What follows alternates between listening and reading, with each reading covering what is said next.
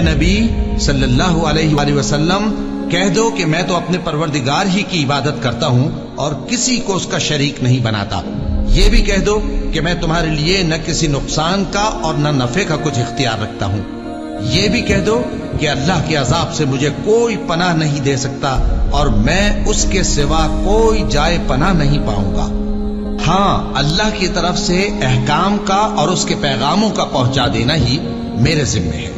اور جو شخص اللہ اور اس کے پیغمبر کی نافرمانی کرے گا تو ایسوں کے لیے جہنم کی آگ ہے، وہ ہمیشہ ہمیشہ اس میں رہیں گے، یہاں تک کہ جب یہ لوگ وہ دن دیکھ لیں گے جس کا ان سے وعدہ کیا جاتا ہے، تب ان کو معلوم ہو جائے گا کہ مددگار کس کے کمزور ہیں اور شمار کن کا تھوڑا ہے۔ کہہ دو کہ جس دن کا تم سے وعدہ کیا جاتا ہے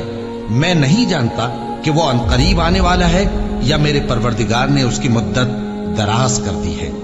وہی غیب کا جاننے والا ہے، سو کسی پر اپنے غیب کو ظاہر نہیں کرتا، ہاں جس پیغمبر کو پسند فرمائے اور اس کو غیب کی باتیں بتا دے تو اس کے آگے اور پیچھے نگہبان مقرر کر دیتا ہے تاکہ معلوم فرمائے کہ انہوں نے اپنے پروردگار کے پیغام پہنچا دیے ہیں، اور یوں تو اس نے ان کی سب چیزوں کا ہر طرف سے احاطہ کر رکھا ہے اور ایک ایک چیز گن رکھی ہے۔